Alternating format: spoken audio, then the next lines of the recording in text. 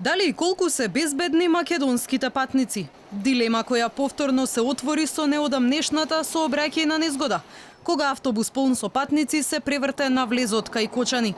Од Стопанската заедница за патен транспорт велат дека 90% од возниот парк во Скопје, за чија контрола гарантира Македонија сообраќај, ги исполнува високите критериуми.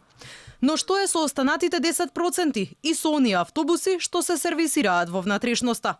Дали во трката за брз и лесен профит безбедноста на патниците се става на второ место?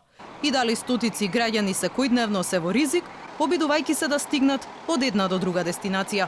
Одговорно тврдам дека во нашата технички преглед, во нашата станица, сум сигурен дека и во другите технички станици се почитуваат правилникот за технички преглед на возила, бидејќи законските прописи се доста ригорозни и казици се високи.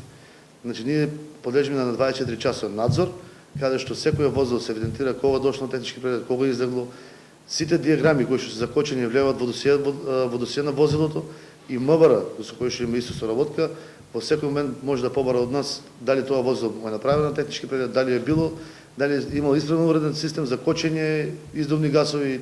За познавачите, во земјава се возат стари и дотраени автобуси. Даноците се големи, па стопанствениците не можат да си дозволат обнова на возниот парк.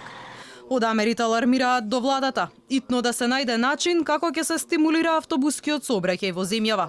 Проблем според нив е и недостигот на квалификуван кадар. Државата субвенционира во железничкиот, субвенционира во авионскиот превоз, во патничкиот нема субвенции. И во принцип, членките на асоциацијата Америт не бараме да не субвенционират, него бараме да се дозволи поврат на ДДВ и прибавка на нови возила. Со тоа ќе се обнови целосно возниот парк. Например, нов автобус е отприлика од 200.000 евра до 350, зависи со што опрема располага автобусот. Ако оставите 18% ДДВ, тоа е некоја сума од 40.000 евра и нагоре, што е значително. Например, за 1.000.000 евра наместо да купи 4, ќе купи 5 автобуси.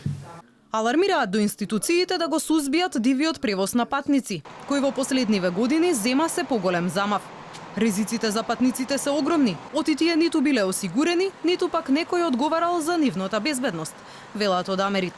Инаку алармот за безбедноста во автобускиот сообраќај се вклучи по страотната несреќа од февруари, кога во близина на селото Ласкарци автобус на компанијата Дурмотурс излета од патот и заврши во Ендек. Тогаш загинаа 16 патници, а 37 беа тешко повредени. За овој случај се уште се води судска постапка. Во Македонија има нешто над 4000 патнички автобуси, а 900 од нив се користат за меѓународен транспорт.